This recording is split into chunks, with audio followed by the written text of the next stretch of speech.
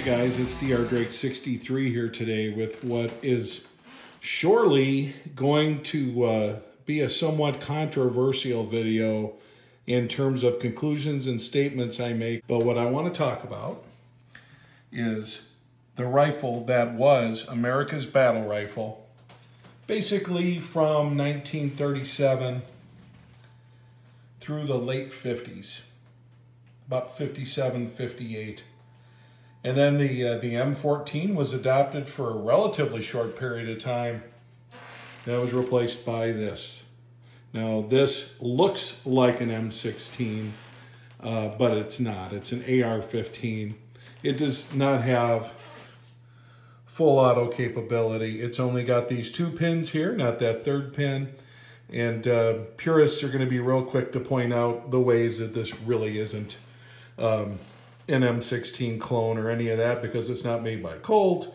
It's got a built-in trigger guard, which you had a straight one going on the original M16, but this is the build I have. It's got the A1 type of setup for the most part, and here you can see it has a bayonet. This bayonet will work with a rifle length, which is what this is, or it'll work with a mid-length, more modern type of scenario. Now here, we've got a bayonet. This one is an authentic from the early 40s, 42 or 43, I believe, Union fork and hoe. This is on a 1955 Springfield. This particular rifle is all parts original. It's a pretty decent shooter. I've got some spring work to do on it, but really enjoy the rifle. And yes, this is a battle rifle that you can get that's in the exact configuration that the troops used it. This, not so much. You can get a fully auto M16. It costs a prohibitive amount of money to get the receiver and all that kind of stuff, but you can do it. Here's the skinny, guys. This was a rifle that had a service life, active service life in the U.S. military for basically 20 years. This is a rifle that in some form or another has had an active service life in the United States military for 50 plus years. Think about that. Think about that. These are really only 20 years apart, but they look eons apart. Why would we go to something like this? Well, the biggest reason given, whereas something like this, firing the 30-06 has an effective range, out to 800 yards. They were finding that we weren't doing a lot of combat at 800 yards. And this is a heavy rifle. This comes in at loaded. It's going to come in close to 11 pounds, depending on the type of stock you have. This is a rifle fully loaded that's going to come in more along the lines of 5.5, 6 pounds. The rounds are a lot lighter, so you can carry a lot more ammo with you. And this rifle was born of the idea that a troop can carry a lot more rounds with them, and the 5.56 has an effective range that is going to be adequate for typical combat distances, i.e. not out to 800 yards, typically not 600 yards, typically inside 100. But you needed something that would be capable of doing more. 5.56 out of a 20-inch barrel is found to have effective killing power out to about 250 or 300 yards, depending on who you talk to. Okay, and I've heard numbers that go higher than that. So here's the first thing you're going to see. Arguments from both sides. Let's hear them. My M1Garand will outshoot my M16 any day. It's got 8 rounds, which is plenty. I can reload it quick. There's no need to have some wimpy-ass little 5.56 round that bounces off of the chests of guys at 100 yards. This rifle will, in this configuration, accept 20 round, easy to change out magazine.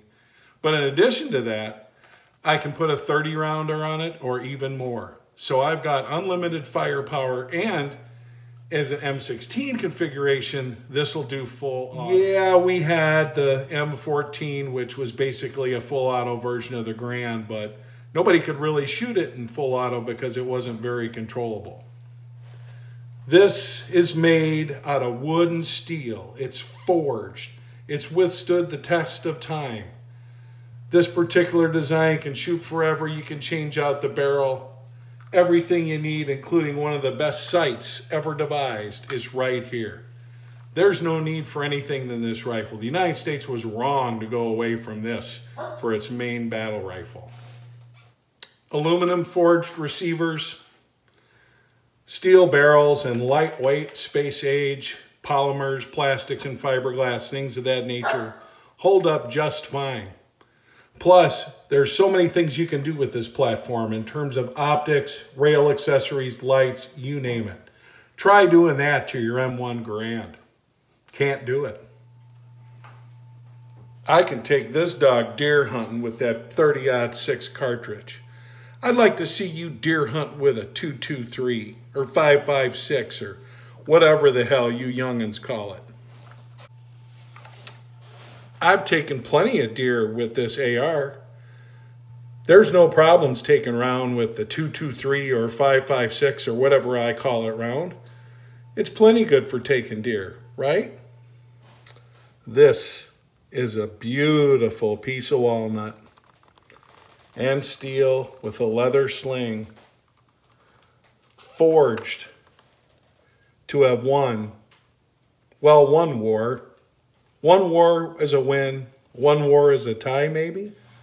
Well, this ain't necessarily nice looking wood, but it is kind of a badass design. Nothing wrong with this at all, especially with this cool old triangle handguard. Wars won?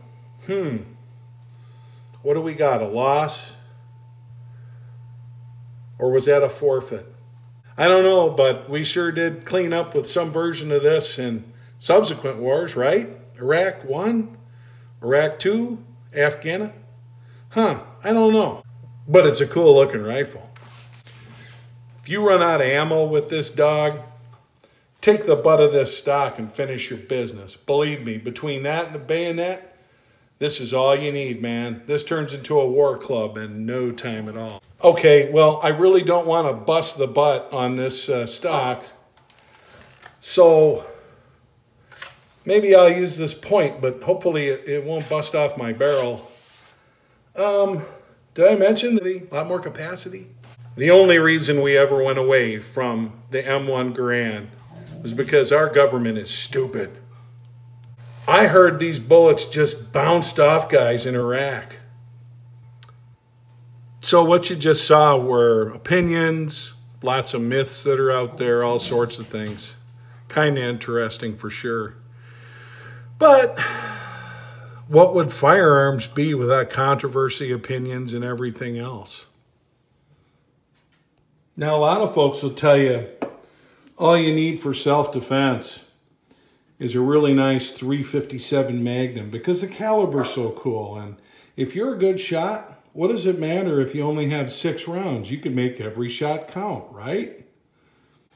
Ask anybody that's ever been in a combat situation, and they'll tell you that they might sacrifice that better round for more capacity. Say, here with this Glock 19, you've got 15 rounds plus another one with it. Quite an easy reload. Yes, there's some Jerry M's that can shoot this as fast as lightning and do quick magazine chases, but for your average guy, you're going to be able to put a lot more lead downrange quicker and change out your magazine quicker with a Glock than you are shooting this. This is a beautiful firearm compared to the Glock, which just looks like a block. Yeah, I get it. Beautiful wood, steel, blued, all that stuff. Reminds us of a different time. Then we look at these plastic Fantastics and we have to wonder, okay, did we go backwards? Well, no, but the realization came about that having increased capacity is the name of the game. When you're in a war situation, when you're in a heated situation, when the bullets are flying, what matters more than anything is how you can do with that pressure on, with that danger, with bullets coming back at you. And most guys will tell you they just soon have the extra bullets. Guys that use this kind of stuff back in the war, I should have had a 1911 out, I guess, for this comparison as well. They'll tell you, hey, this was all you needed. Well, that's because all you had. In World War II, this was a distinct advantage over anything that our enemy troops were facing. This was really the only mass-produced, functional, effective, large-caliber, semi-automatic rifle on the battlefield. You really didn't have it with the K98 Mauser, which was a bolt-action, or the Japanese bolt-actions. You had machine guns, but your average troop was just carrying 5 shots in a bolt-action. By the time Vietnam came around, we were facing folks who had the ability to put a lot of rounds on fire as well with the AK-47. So you didn't have that distinct advantage with the M16 over its competition that you did earlier, 20 years earlier, basically, with the M1Garand against its competition. I think that's real important to realize. So sitting here in 2019, there's not a lot of 30-06 being used in anybody's main battle rifle anywhere in the world. Warfighting has progressed to an intermediate cartridge like the 5.56. Heck, the Russians having gone to the 5.45 by 39 after Vietnam, which is real interesting because we like to say, well, Vietnam showed that that wasn't a very good round. Well, the Russians, who were kind of sort of on the other side of that engagement, got different reports from the Vietnamese and quickly adopted a lighter, high-velocity round. And like I said, now they've even moved into the 5.56 to a degree. Why is that? Well, because they probably know something about battlefield statistics and wounds and close-quarter engagements that folks that say that this is an ineffective round would say. It's a nasty round. You don't want to get hit with it. It does not have the range of this rifle. It does not have the range of this rifle, but you have to be realistic. The Army, in all its wisdom over time, has stuck with this rifle, like I said, or some variant of it for 50 years. It stuck with this rifle or some variant with it for about 20 years. So you can do the math and come to your own conclusions. I think there's a lot of romanticizing, rightfully so, that goes along with these older firearms. The M1Garand was way ahead of its time, an amazing, amazing implement. General Patton called it the most important war implement ever devised. At the time, he might have been right. This one met a lot of resistance, but it stuck around a lot longer. That might also be a commentary on the overall importance of the individual troop's battle rifle in the year 2019 versus the year 1919 versus the year 1945. That might have a lot to do with it too. What all comes down to is who's behind the trigger, what are the planning, the tactics, the logistics, air superiority, intelligence, you name it. That's what has a lot to do with America's superior battlefield presence over the last 20, 25, 30 years. But I wanted to get these two guys out and talk about them a little bit. There's going to be lots of folks that just say I'm absolutely nuts and that rifle on the bottom is better.